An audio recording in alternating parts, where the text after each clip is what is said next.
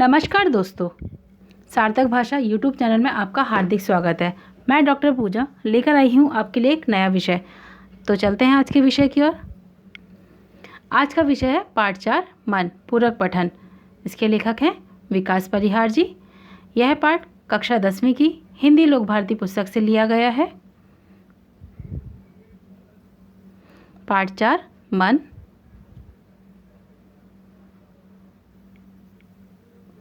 लेखक परिचय। यह फोटो या छायाचित्र विकास परिहार जी का है।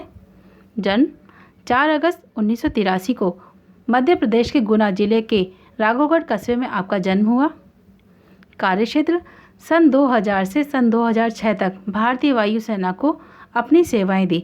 फिर पत्रकारिता की समर भूमि में उतरने के बाद रेडियो से जुड़े, साथ ही साथ साहित्य में विशेष रुचि है और नाट्य गतिविधियों से भी जुड़े हुए हैं। शिक्षा माखनलाल चतुर्वेदी राष्ट्रीय पत्रकारिता विश्वविद्यालय भोपाल से पत्रकारिता विषय में स्नातक। बच्चों, अब बात करते हैं विधा की। मन कविता की जो विधा है वो हाइकु विधा पर आधारित है। यह जापानी विधा है। यह कविता की सबसे छोटी कविता का सबसे छोटा स्वरूप है। हाइकु 17 वर्णों में लिखी जाने वाली सबसे छोटी कविता है। इसमें 3 पंक्तियां रहती हैं। प्रथम पंक्ति में 5 वर्ण, दूसरी पंक्ति में 7 और तीसरी पंक्ति में फिर से 5 वर्ण रहते हैं। संयुक्त वर्ण भी एक ही वर्ण गिना जाता है, यानी आधा अक्षर जो है उसको भी पूरे अक्षर के साथ मिलाकर एक ही गिना जाता है और नाम मात्राएं गिनी जाती हैं। सिर्फ यहाँ पर वर्णों को देखा जाता है कि कितने वर्ण हैं। जैसे संभाल शब्द में 3 वर्ण हैं। स पहला, आधा म और भ 1 और ल 1। इस तरह से तीनों को मिलाने के बाद ये बने 3 अक्षर। यहाँ पे मात्रा और म जो आधा है इसको अलग से नहीं लिया जाता। तीनों वाक्य अलग अलग होने चाहिए। अर्थात एक ही वाक्य को 5, 7, 5 के क्रम में तोड़कर नहीं लिखना, बल्कि 3 पूर्ण पंक्तियाँ हो इस प्रकार से लिखना है। क्योंकि अनेक हाइकुकार एक ही वाक्य को 5, 7, 5 वर्ण क्रम में तोड़कर कुछ भी लिख देते हैं और उसे हाइकु कहने लगते हैं। यह सरासर गलत है और हाइकु के नाम पर स्वयं को छलावे में रखना मात्र है। ऐसा करके उनको लगता है कि उन्होंने हाइकु लिखा है और वो हाइकुकार हैं, जबकि ऐसा नहीं होता। किसी एक वाक्य को 3 टुकड़ों में लिख देने से वह हाइकु नहीं बन जाता। अब बात करते हैं परीक्षा संबंधी कि यह पाठ आपको कितने अंकों के लिए है, किस प्रकार इसमें प्रश्न पूछे जाते हैं या कौन से प्रश्न इसमें आते हैं, इस पर चर्चा करते हैं। मन हाइकु पूरक पठन पर आधारित है, इसलिए परीक्षा में इस पाठ से 4 अंकों के लिए प्रश्न पूछे जाते हैं। प्रथम या पहला प्रश्न 2 अंकों के लिए, जिसमें संजाल, कृतियाँ, कारण लिखिए, दिए गए शब्दों के लिए प्रश्न बनाना, जोड़ियाँ मिलाइए आदि प्रश्न पूछे जाते हैं या पूछे जा सकते हैं। तो बच्चों, आपको याद रखना है कि यह पाठ मन जो है आपका 4 अंकों के लिए। पहले 2 अंक संजाल पूर्ण करना, कृतियाँ पूर्ण करना, कारण लिखिए, दिए गए शब्दों के लिए प्रश्न बनाइए।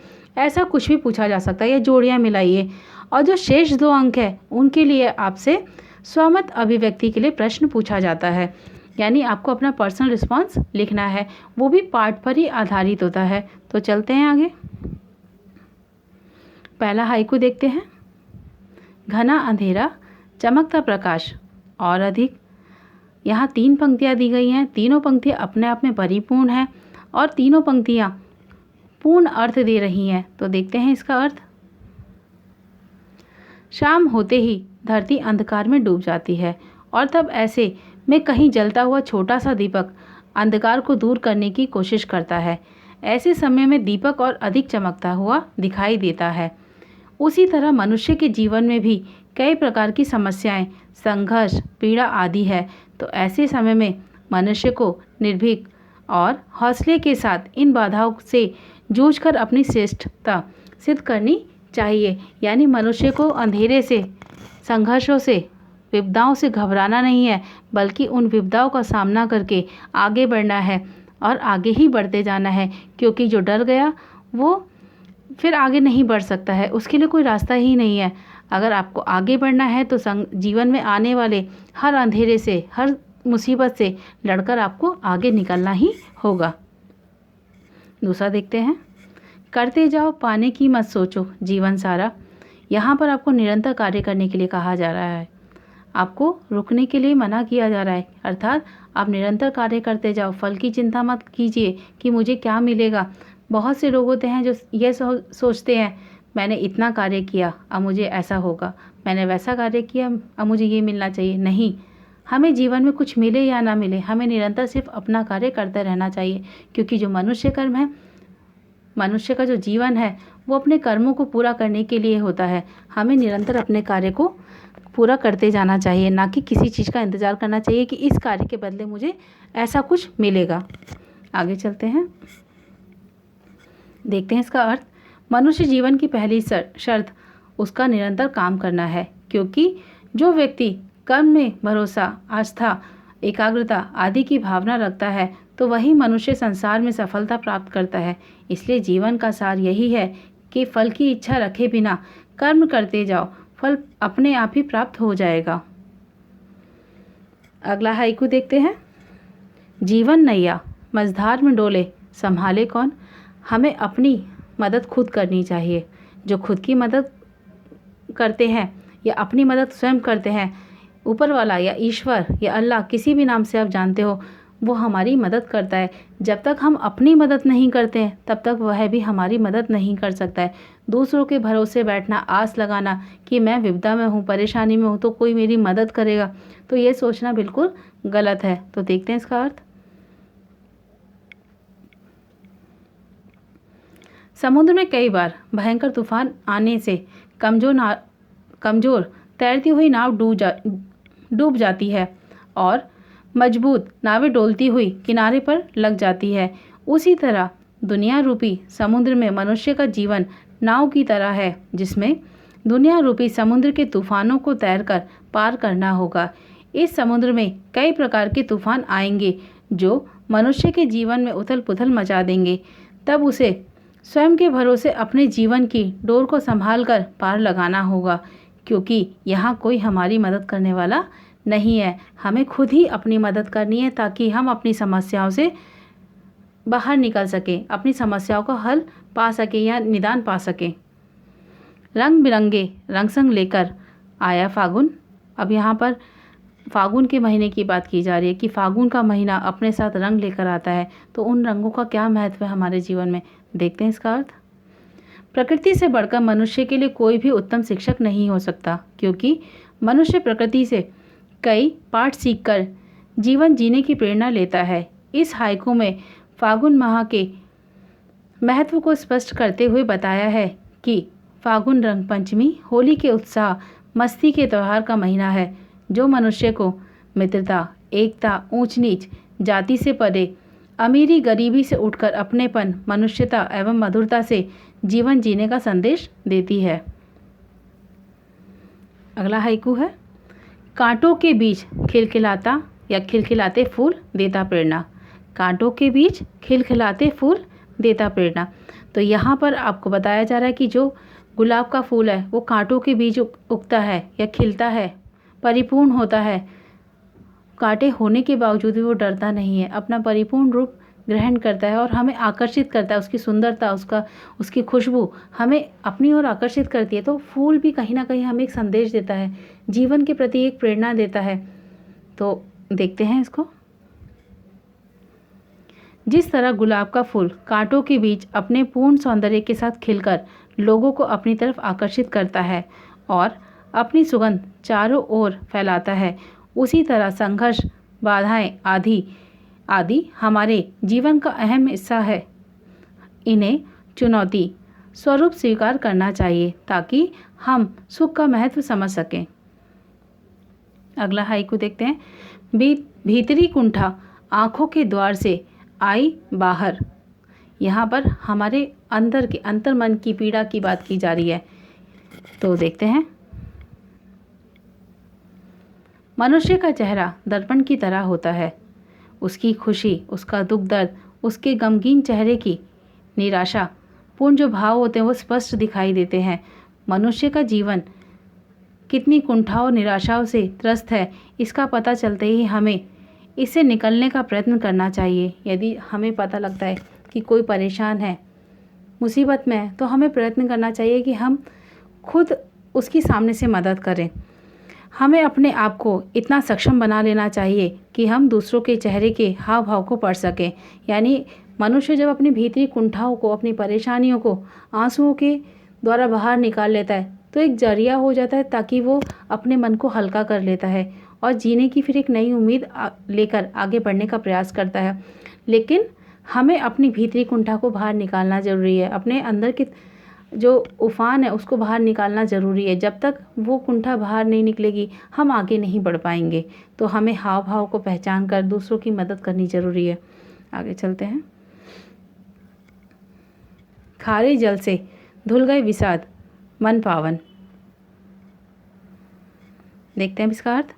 हर मनुष्य का स्वभाव भी एक जैसा नहीं होता। जो मनुष्य समझदार होते हैं वे कर्म के प्रति निष्ठा रखते हुए अच्छे कर्म करते रहते हैं। यदि हमसे कोई गलती हो जाती है तब अच्छे कार्य करने वालों की बातें हमें कड़वी व खारी लगने लगती है और हमारे जीवन में असंतोष व रिश्तों में दूरियां उत्पन्न हो जाती हैं। परंतु जब हमें अपनी गलती का एहसास हो जाता है तो सही गलत की समझ आ जाती है और हमारे मन के सारे दुख दूर हो जाते हैं। इस तरह हमारी भलाई चाहने वाले की बातें खारे जल की तरह कड़वी लगती है, जो वास्तव में हमारे हित के लिए होती है। यदि हमारे बड़े, हमारे घर के बुज़ुर्ग, हमारे माता पिता, हमारे गुरु यदि हमें कुछ कहते हैं तो इसका मतलब यह नहीं कि वो हमारे बुरे के लिए बोल रहे हैं, बल्कि वो हमारे हित के लिए हमें समझाते हैं, हमारे हित के लिए वो हमें डांटते हैं, ताकि उनकी डांट सुनकर, उनकी बात सुनकर, उनसे सीख लेकर हम आगे बढ़ सकें, ना कि उनकी बातों को दिल पे लगा लें और दूरियां बढ़ा लें। हमें ऐसा नहीं करना चाहिए। चलते हैं आगे।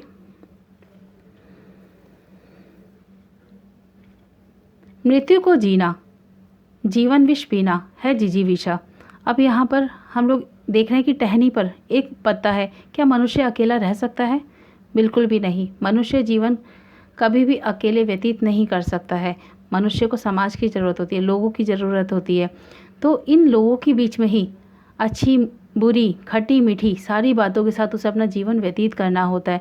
तो हर पल उसे मृत्यु को जीना होता है, हर पल उसे विष पीना होता है, ताकि वो अपने संघर्षों से, अपनी मुसीबतों से बाहर निकल सके। ऐसा नहीं है कि मेरे चारों तरफ अगर बुराइयां हैं तो मुझे बुराइयों में लिप्त हो जाना चाहिए, बल्कि उन बुराइयों से बचकर अपने जीवन को आगे बढ़ाना है, आगे मुझे स्वयं को बढ़ना है। देखते हैं इसका अर्थ।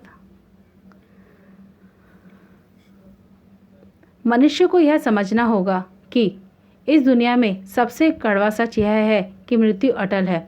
इसका मतलब यह है कि जिसने जन्म लिया है उसका विनाश होना, उसकी मृत्यु होना, उसका नष्ट होना निश्चित है। तो कभी यह नहीं सोचना चाहिए कि किसी भी चीज़ का अगर निर्माण हुआ तो कभी नष्ट नहीं होगा। हर चीज़ का एक समय होता है, समय असमय सभी को अलविदा कहना होता है, सबको विदाई देनी होती है। तो इसलिए हमें यह मान लेना चाहिए कि मृत्यु अटल है, उसे कोई टाल नहीं सकता है। इस सच को समझकर हमें जीने की इच्छा और आकांक्षा को कायम रखना होगा। मनुष्य का जीवन समस्याओं से भरा है, जो कि विष के समान ही है। इस विष को पीकर ही जीवन को खुशियों से भरना होगा। जीवन को उम्र के नंबर यानी अंकों से नहीं, बल्कि गुणों से जीकर सफल बनाना है। हमें अपनी उम्र को नहीं गिनना, हमें अपने गुणों को देखना है कि हमने अपने जीवन में कितने गुणों को आत्मसात किया है, हम लोगों की कितनी मदद कर सकते हैं, हम लोगों के लिए कितने कारगर हैं मदद करने के लिए, यह हमें देखना है। या हम कितने सही हैं ये देखना है, ना कि ये देखना कि मैंने कितने वर्ष जी लिए, मैंने अपने जीवन के कितने सावन देख लिए। हमें वो नहीं देखना है। और हमें इन गुणों को इसलिए जीना है और अपने जीवन को इसलिए सफल बनाना है ताकि मृत्यु उपरांत यानी मरने के बाद भी लोग हमें जान सकें, हम मरने के बाद भी अमर हो जाएं। बस यही हमारी जिजीविषा का प्रमाण है।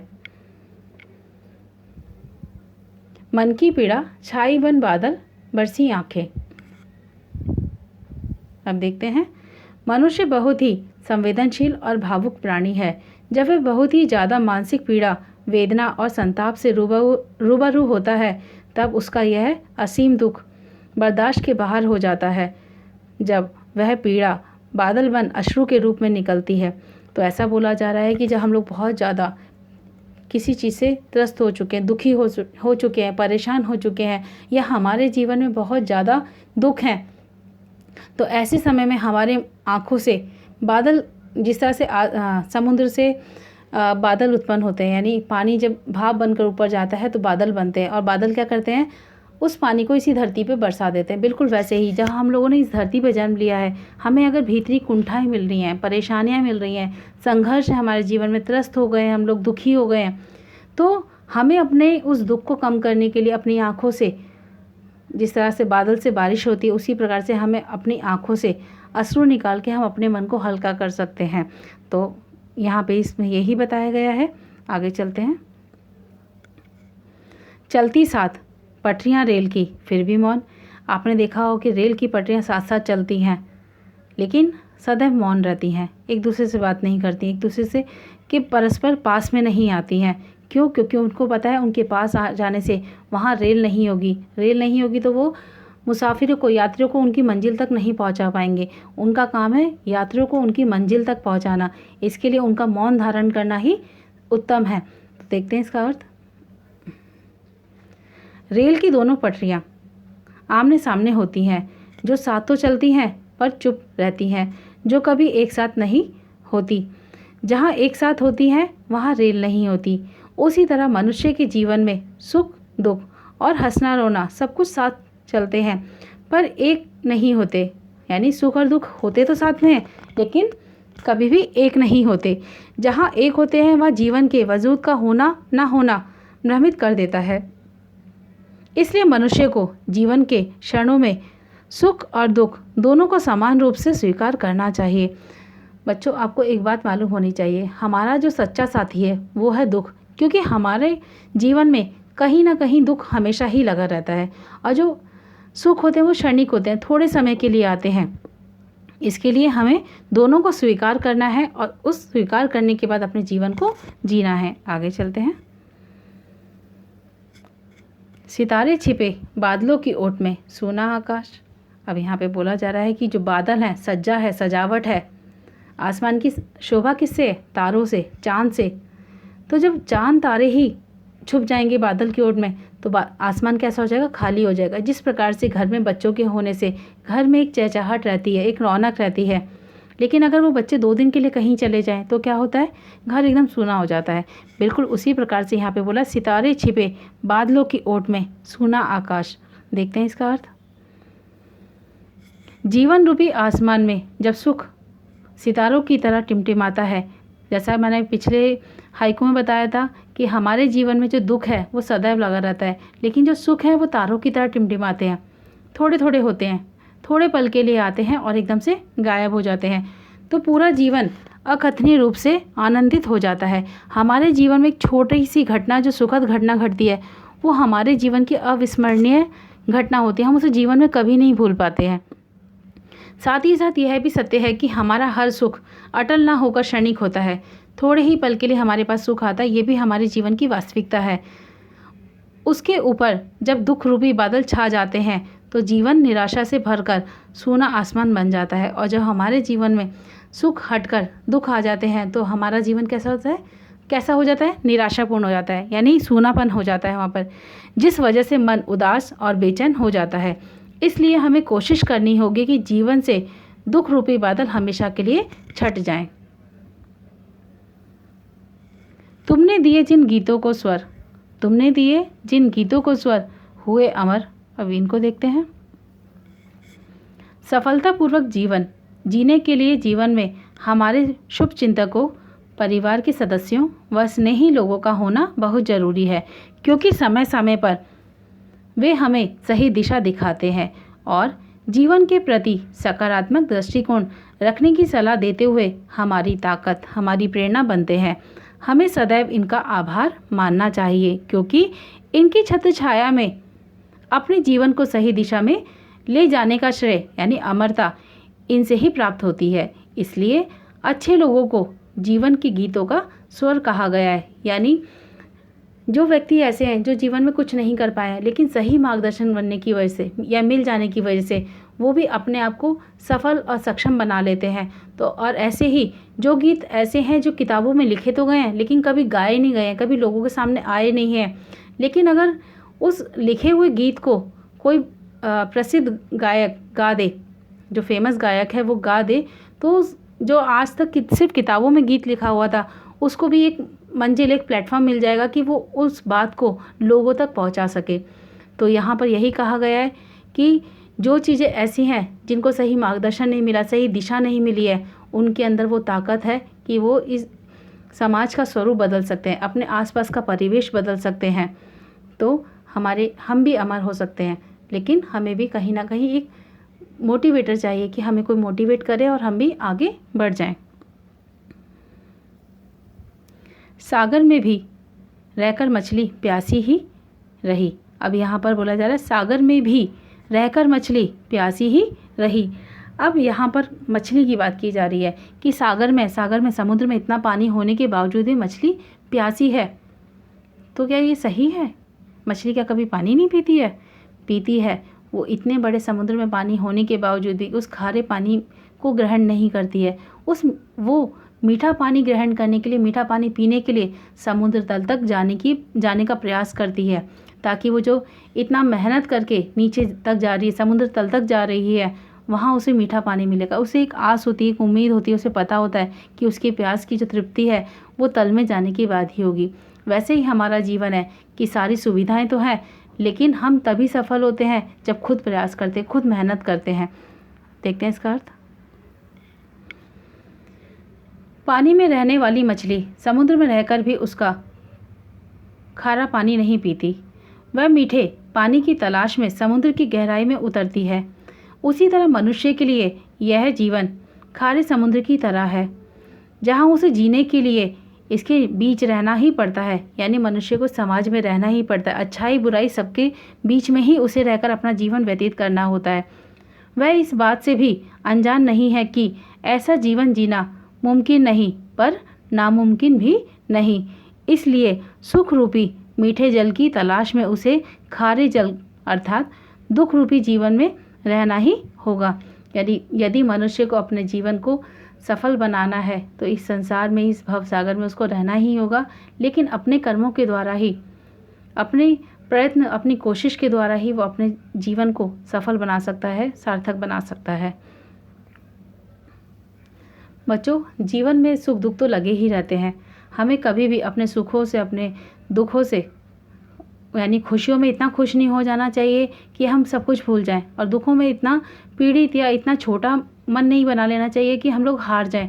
हमें हारना नहीं है, हर परिस्थिति में हमें सामना करना है, अडिग बनकर, एक जगह अटल होकर कि चाहे कुछ भी हो जाए, कितनी भी मुसीबतें क्यों ना आए, मैं डटकर सामना करूंगा, देखता हूँ कब तक मुसीबतें आएंगी। इस तरह का सकारात्मक विचार, सकारात्मक सोच आपके दिमाग में होनी ज़रूरी है। जब पॉजिटिव बातें आपके दिमाग में होंगी तो आप मुश्किल से मुश्किल घड़ियों का भी सामना हंसकर कर लोगे। तो बच्चों, उम्मीद है कि मन कविता यानी मन हाइकू कविता आपको बहुत पसंद आई होगी। बड़े ही सरल शब्दों में आपको यहाँ सरल अर्थ दिया गया है, ताकि आप अब स्वमत अभिव्यक्ति आराम से लिख सकें, समझ सकें कि किस आधार पर आपसे प्रश्न पूछा गया है। यदि आपकी कोई भी क्वेरी हो, कोई भी प्रश्न हो, कुछ भी अगर आप पूछना चाहते हो इस पाठ से आधारित या व्याकरण से आधारित, तो आप कमेंट बॉक्स में लिख सकते हैं अपने प्रश्न को, अपनी दुविधा को, जो भी आपकी प्रश्न है आप बेझिझक पूछ सकते हैं। यदि आपको वीडियो पसंद आया है तो लाइक, शेयर, सब्सक्राइब ज़रूर करिए, ताकि आने वाले आगे की जो भी वीडियो है आपको सबसे पहले मिले, आप सबसे पहले उसको देख सकें, समझ सकें। और इसी के साथ धन्यवाद, मिलते हैं फिर अगली वीडियो में।